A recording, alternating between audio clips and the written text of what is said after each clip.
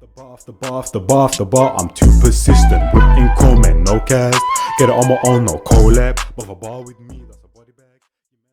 Yo, people, we telling them, see where my line jazz back here with another reaction. Right now, we got Chunkz and Alhan Buy a House, Bridging the Gap EP2. First of them was, what was it? Credit or whatever. Yeah. Credit score and all of that, blah, blah. Now we got into housing and that, fam. You know what I mean? These are all valuable lessons that people need to know, fam. So let's tap in. Disposable income. Would you recommend him to do the? Shall I back you here or here? 95. So I'm gonna back you now. No. Where shall I back you? Just tell me that. Yeah. Louder. And is it the same person every episode or someone different?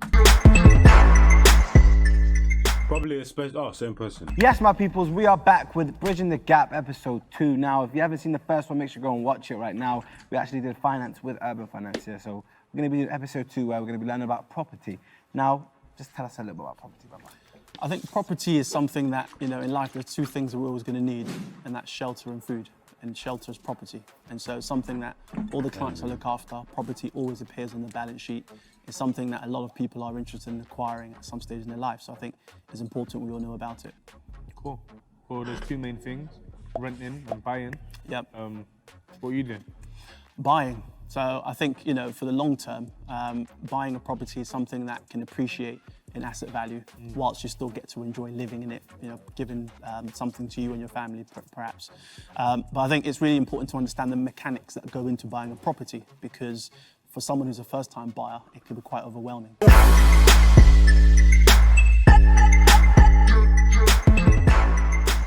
All right, so before we delve into it, bro, I think we need to just cover the basics first. So what is a mortgage? So a mortgage is a loan that you take to buy either a house, a property or land. And effectively, you have an agreement with a bank or a lender who will take a charge over the land or property that you buy. So effectively, whilst you buy it, they own a piece of that asset with you until you eventually pay them back in full. Okay, so a deposit is? So your deposit is your initial contribution or commitment to the house you're buying. So the larger your deposit, the less money you need from the bank. The smaller your deposit, the more that you're asking the bank to take a risk by putting more of their money into it. So normally that will affect the rate of interest they charge you if you're asking the bank to put in more money into the purchase than you are. All right, and that affects how much you pay every month, obviously. And that affects how much you pay, correct. Right. What's like an expected deposit that banks want from you when you buy a house?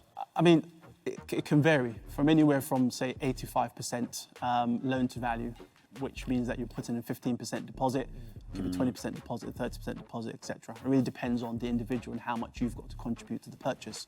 Your deposit essentially is your commitment at the outset to acquire that property or land. And like you said, for a first-time buyer, it can sometimes be quite daunting, but there's things in place that can, there's like help to buy schemes or schemes for first-time buyers put on by the government. So what help is out there for people that want to buy a house for the very first time? Yeah, there are various entry levels to getting on the property ladder. So as you mentioned, you've got government schemes. If you are a council tenant, for example, you've got something called a right to buy. While after you've rented a property for a certain length of time, you have access to buy that property. But you've also got help to buy, which is effectively buying a property up to the value of £600,000 using the government assistance. They've recently announced a 95% backed mortgages as well. So you can go and find a property to buy up to £600,000 and the government will back effectively the mortgage up to 95%, meaning that you're only having to put 5% deposit down. These are some of the schemes that you can effectively use to get on the ladder. If you can't just go the value of £600,000. Sorry, I have other things on my mind, man. I need to concentrate here, bro. Help to buy, which is effectively buying a property up to the value of £600,000 using the government assistance. They've recently announced a 95% backed mortgages as well. So you can go and find a property to buy up to £600,000 and the government will back effectively the mortgage up to 95%, meaning that you're only having to put 5% deposit down. These are some of the schemes that you can effectively use to get on the ladder if you can't just go and buy it out on your own. Why would you want to do that if you don't have like disposable income available? It's not so much disposable income. I think the challenge for a lot of people, particularly in the economy now, is being able to save a large enough deposit. If you're buying a house, say the average house price in the UK is around £250,000. If you're trying to contribute a significant deposit to that, you might not have the means to actually do that because you're renting. So most of your money right now goes to rent.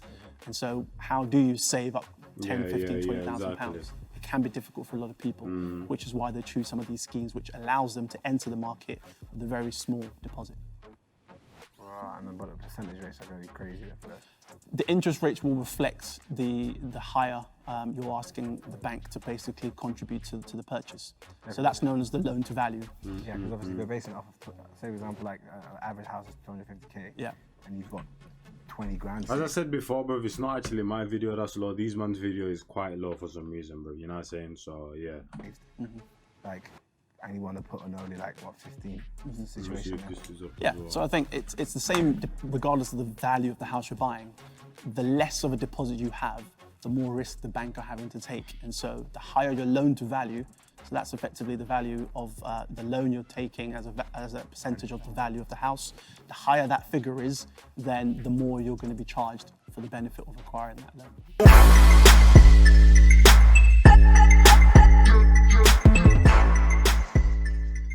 All right, so I feel like we've covered the basics on just like the housing market and stuff, and I actually want to get deeper.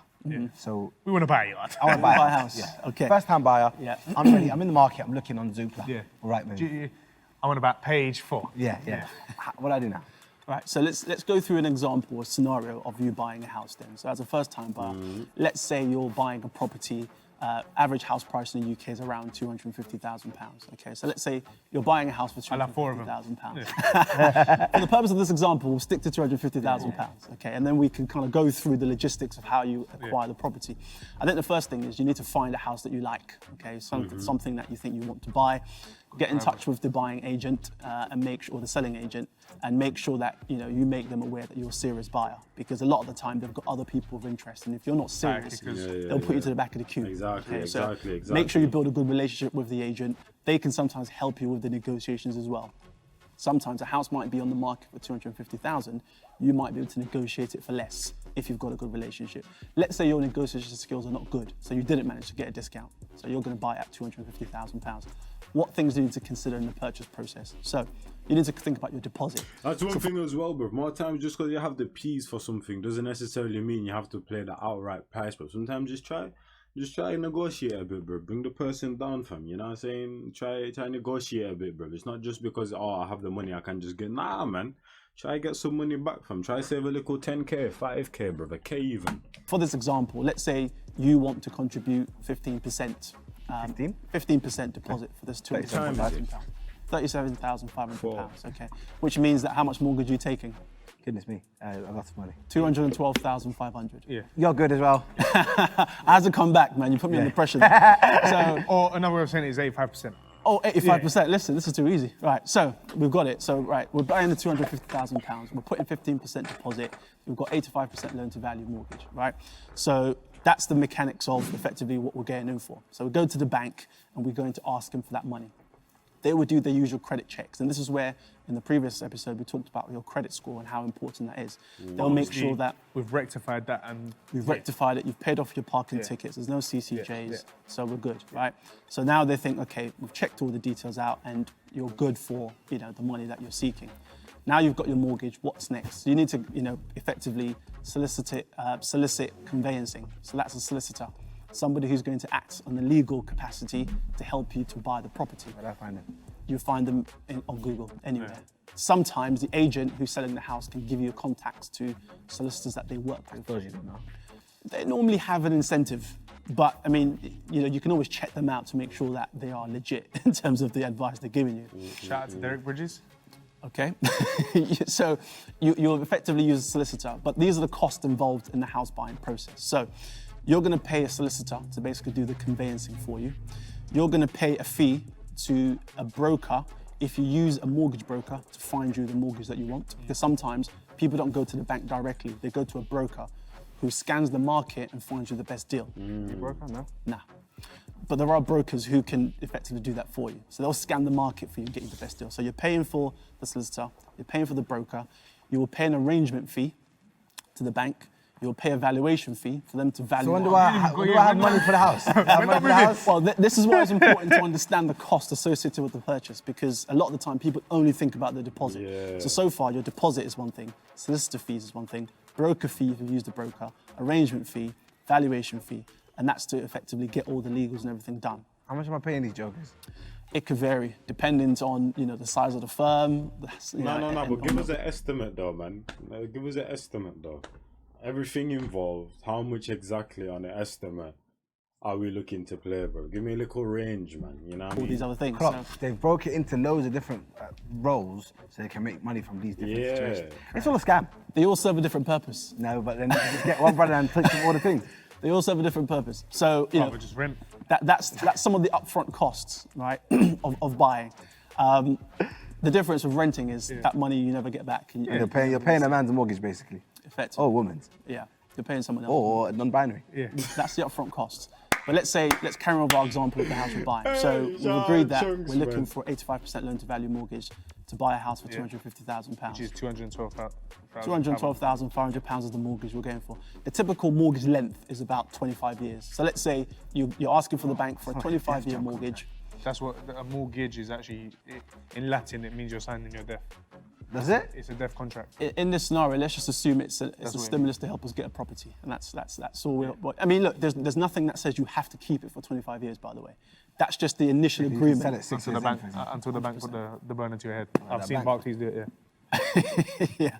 So there's nothing that says you have to keep the mortgage for 25 years. But in our scenario, let's assume we are going to, start off a 25-year term mortgage, and we're going to go for a capital and interest repayment, which means that every month the mortgage is reducing. So by the end of 25 years, as long as you've made all your monthly payments, you don't owe the bank anything. The house is entirely yours. Okay. So on that basis, because we're going for 85% loan to value, they might charge us, let's say, 2% interest.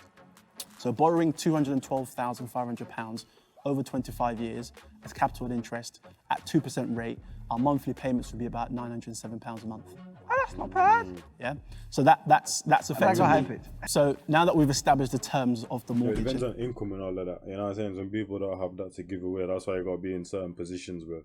That's why there's so many people, bro, across multiple countries, bro. They get to hella ages where you think they should be at a certain place and they still don't have certain things in place, but it's all a mad thing, man. how much it's going to cost us on a monthly basis. That's one thing that you can work out at home or using online mortgage calculators. But the important question is, can you actually afford to borrow £212,500? So this is where the banks will use a calculation called loan to income ratio.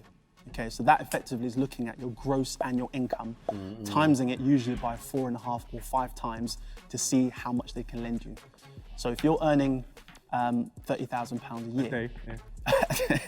let's call it a year, right? In this scenario, I know 2 million followers is probably more than that a day, but let's call it 30,000 a year on average, right?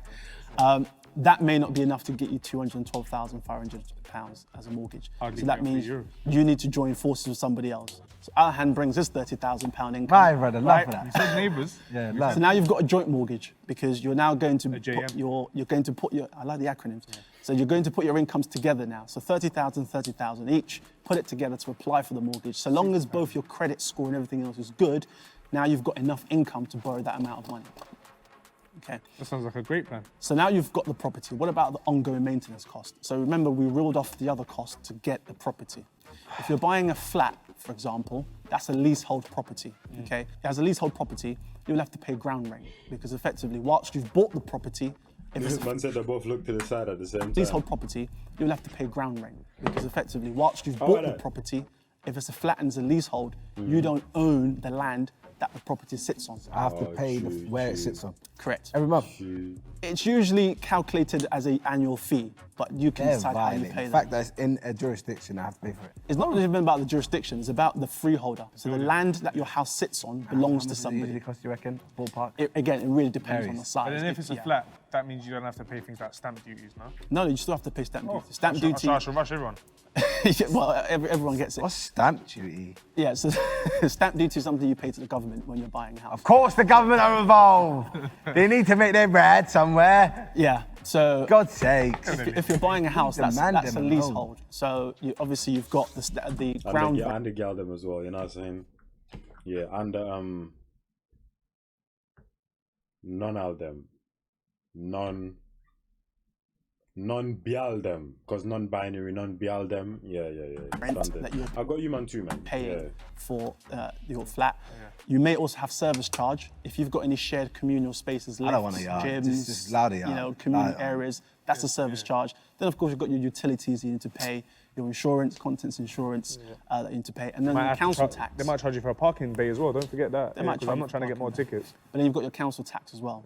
And that's what you pay to your local government or your local council for them to provide you with all those services. A scam. This is the reality behind home Broski, buying. why would I want to buy a yard if I have to pay so much, man? Just to breathe, you're gonna have to pay the breathing tax, and then actually because you did it from your nose and not your mouth, you have to pay that as well. It's just, when do I breathe? I think these are the hidden costs that a lot of people They're don't very consider. hidden, because I didn't hear about this. Give them a Arraignment? deposit and then a monthly. He's Money violating. there. But here's the Pay back. difference though. So in the scenario we've just given, our monthly mortgage payment is going to be £907 a month. So everything Compared to you just said- somebody who's renting and perhaps paying £2,000 a month. Yeah, but is it everything included? No. So Everything you just mentioned. might everything take I've up to mentioned is all 1,500. things you pay up front, but then the ongoing maintenance costs is on top of it. But I mean, if you look at, like I said, somebody who's renting, they could be paying into the thousands, but at the end of the day, they don't own anything at all. You still technically own It's an the house asset. or home you've bought. Yeah, but something mash up in your crib, you have to do it yourself. It's not no landlord stuff. Yeah, Call absolutely. the landlord. Yeah, by the way, brother, the sink not working anymore. There's no security deposit. As you have It's to all call your yourself. responsibility, basically. Yeah, but these are some of the costs involved in the purchase and process. I put a wicked microwave in the kitchen now. Yeah. What brand? Wolf Richards. Yeah. Good brother. Yeah. you know. Samsung actually do wicked ones. Is it? Yeah. Yeah. It goes ding. Miele. That's a good brand. Oh, you know, but that's all high end yards. Yeah, you're making peace. Because I got a microwave. So You got mic? Okay. Come on, got Miele. Okay. Oh, you touch the little thing that opens it as well. You know about AEG cookers? I know Yeah, it's AEG. my initials, so I'll just go AEG. Okay, Yeah. there you go. Yeah, German company. Keep it personal. Miele. That's how you know you make bread, because I didn't know it was pronounced. I thought it was Miele. Hey, is it Miele? Miele. I thought it was Mael. Yeah, I thought it was my hell. Touch the little button and the thing opens by itself. You got the extraction fan that tucks away in it. Come on, Jay, you know I'm an extraction fan. Put it away. So once you've spent all that money up front, you probably won't have budget left for Miele. But Oh, no, no peace. I like Control 4 though. You know what Control 4? no. That's the serious stuff. That's the... And at the board game. No, wow. That's where you can control the lights and your... Oh yeah, on the little AC. thing on the yeah. Oh, I say okay, Google, turn the lights on. That's how I'm feeling. Wake me up to LBC. Is that how you feel? Yeah, Why would you want to be so- walking up to LBC? That's just racist. First. I'm just angry at the world. Actually, I'm gonna shout you, bro, because I'm gonna buy a cribby soon. 100%. Yeah? Or 20% deposit. innit? If you're putting your incomes together, then yeah. There's no way on God's earth I'm dropping 100% of my Yeah. crib. No way. Can I do that? Is that possible? What's that? Just to buy a house Yeah, of outright, course. 100%. You can buy a house outright, absolutely. A lot of people don't do that because it's Very dead rare. money. Once you've put all that money into the house, it does nothing other than just sort of wait for eventual capital appreciation, which is why a lot of people don't do it. Is it always gonna appreciate? Facts. Houses tend to go up over time, yes. Has there ever been a slump in the market when it's just... I think economic things can affect the price of houses. What's COVID done to house prices? I think great question. The impact of COVID on house prices has been interesting because initially there was some tailing off on prices because people weren't able to transact. For a few months of 2020, the housing market was completely frozen because everyone was locked up, agents couldn't transact, solicitors weren't in progress. So house prices did take a bit of a hit. However, what you found was that because of COVID and people working from home, the value and the demand for houses or homes with space really increased because people now want a garden. They want to go and live slightly outside of London because they don't need to be in the office anymore. So demand for houses outside of London went through the roof. Then the government introduced the stamp duty holiday, which meant that people could buy properties up to £500,000 and not pay any Until 30th June 2021, buyers of homes valued at up to 500,000 don't have to pay any stamp duty. So then again, that brought a whole new surge to people. That's a calculation based on the value. Again, you can go online, stamp duty calculator, put the house you're buying into that, and it'll tell you how much stamp duty. There's you owe. brackets, isn't it? If your house is up to this much, then yeah.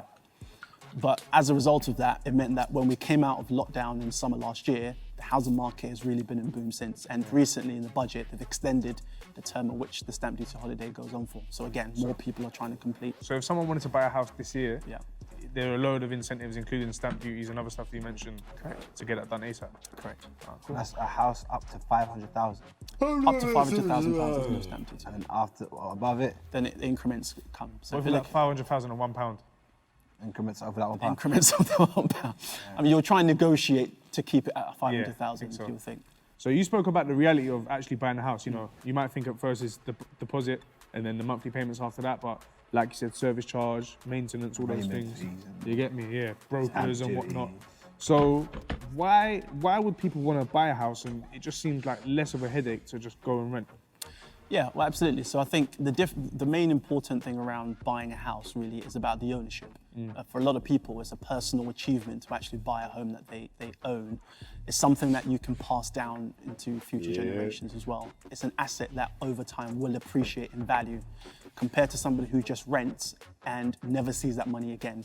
So yes, there are some upfront costs, but I think in the grand scheme of things, if you're going to own a house for 20, 30 years, you will hopefully recoup some of that costs that you spent in the initial phases over time. When your house appreciates by a couple of £100,000, you'll make that money back effectively. Is it really your house though? Because you just owe a lot of money. If you've got freehold property, then you own it outright and that's yours. So that's a freehold property is the opposite side to a leasehold property. So a leasehold, you don't own the land that the property sits on, but the freehold, you own the land that doing sits freehold, on. yeah? Not all flats can be freehold because sometimes there's a freeholder who owns that plot, who's given it to somebody else to build on. There's That's also ground rent. And that's where the ground rent comes Yeah, in. you know what, leave it at There's that. That's too much. It's too But much. there's also people that refuse to give freeholds out on there, even if it is a standalone building, if it's detached or whatever, but they can give you a leasehold up to like 99 years or whatever. Yeah, I mean, the freeholder controls the lease that they give you. So Why do you know so much? And are you really here to learn? Because I feel like I'm the only one here to learn. No, Alhan's a smart guy, bro. You can tell from. He's a massive troll, brother. Great internet personality, but you know he knows his shit. He knows his shit, bro. go to Zipla. Wait, does your family have houses? Yeah. Oh, that's why. Yeah. We actually live in one. Yeah. We actually live in a house. It's got a roof like that. Chimney? Yeah. Yeah. So in terms of actual, if people needed help, is there any like schemes where people can actually get help from? Because obviously it's not out, who can just dash 50 grand to a crib, you know what I mean? Yeah, We're not made of money. No. I think that tends to be the biggest challenge for people, being able to raise a significant deposit to buy a property by themselves. But there are lots of government schemes that are available for people. So if you're a council tenant, for example, you've got the right to buy option, which gives you access to buy the house that you're currently renting from your local government with a discount. So that's something that's available to people. You've also got help to buy if you're a first-time buyer. So again, you can buy properties up to the value of £600,000. You explained this one. 5% deposit. And again, that's something that's readily available, people can use. And recently, in the recent Chancellor budget, they announced the 95% backed mortgages. So again, if you're looking to buy a house, you can just put down a 5% deposit and lots of banks will participate in this. So you'll be able to find an offer out there. How realistic is that though for a first-time buyer? Is that even, will they get a 5% mortgage? So yeah, that's the whole sentiment of the government backing it. Okay. Because obviously they know that there's a lot more risk in order to be lending that much to a first-time buyer. And obviously them only putting so much into it. But yes, I think it's... You also have like ISAs, and those are in some ways schemes that can help you buy, because isn't there one at the moment that if you put £1,000, for every £1,000 you put in For every year, 4,000, you get £1,000. Yeah, and the government will. So that's a lifetime ISA. So Yeah. that, be careful using that, because if you've got a lifetime ISA, you have to either use it for property or retirement. And you can't take the there are- money out. Correct. Otherwise, there are penalties if you take it out without it. But in the grand scheme of things, it's a good, if you're quite young, Yeah. you can open a lifetime ISA from early, and by the time you're ready to buy, then you've got a good hefty bit of money in it. 100%. What's recommended for some like first-time buyer? So, for example, like someone at Alhan, which has all this disposable income, would you recommend him to do the Shall I bite you here or here? 95. So I'm gonna bite you now. No, where shall I bite you? Just tell me that. Louder. So, for example, someone with Alhan, like, has got a lot of money. Would you recommend him to do the 95.5, where it's up to 600,000, or just to go for a higher purchase and like put more money? See how we said 95.5 like it's his brethren? Yeah. What I would say is it has to be very individual. If you've got the means of doing, acquiring a property without the support, then that's always preferable, I think, because there are no restrictions, right? all these schemes will come with their own restrictions in terms of what you can buy. And by the way, that 600,000 figure is only for London. So once you go outside to the wider parts of the country, those all of figures come Manchester down for a bit in 600 terms bags, of what you can buy using those schemes. So if you're Alhan and you've got all the disposable income in the world, so much, then you don't want to be restricted by schemes. Sorry. That's okay. He still has to pay us for car parking. Yeah, I knew that. You get rushed. 9 minutes. Okay, so looking at these incentives, so if you are only contributing a 5% deposit, for example, using a Help to Buy scheme as a first-time buyer, then, as I said, you can buy a property up to the value of £600,000 and you only need a deposit of 30,000. All right. But The government are paying 570 for you. The government are contributing some, but obviously you're always taking a mortgage. Like the main man Bob Barker said, the price is for right. example, Coots. So how much? So you're paying 30 grand. How much is the government covering?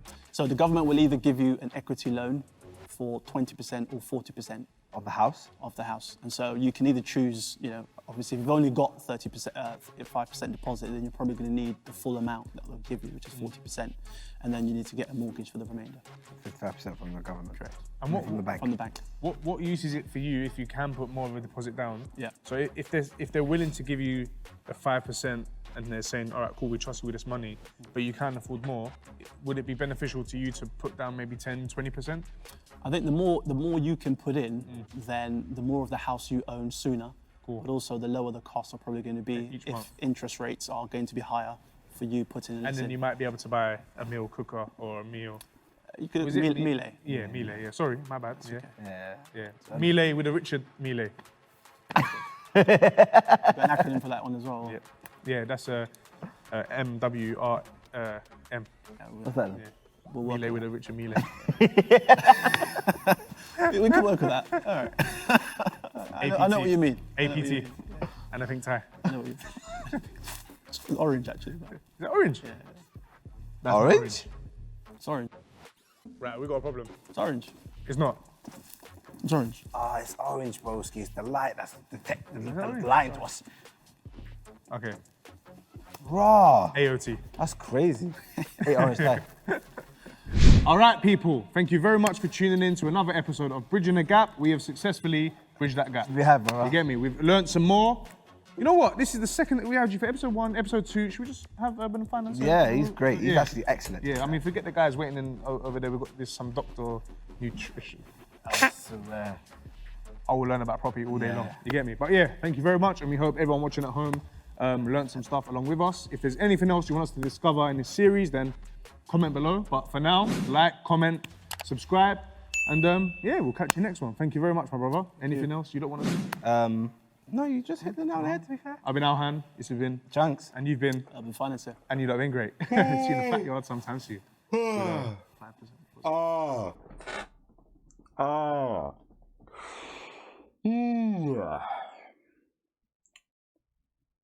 Does anyone like get to a state where they're just constantly on, bruv, and their eyes start to thingy water and that, fam?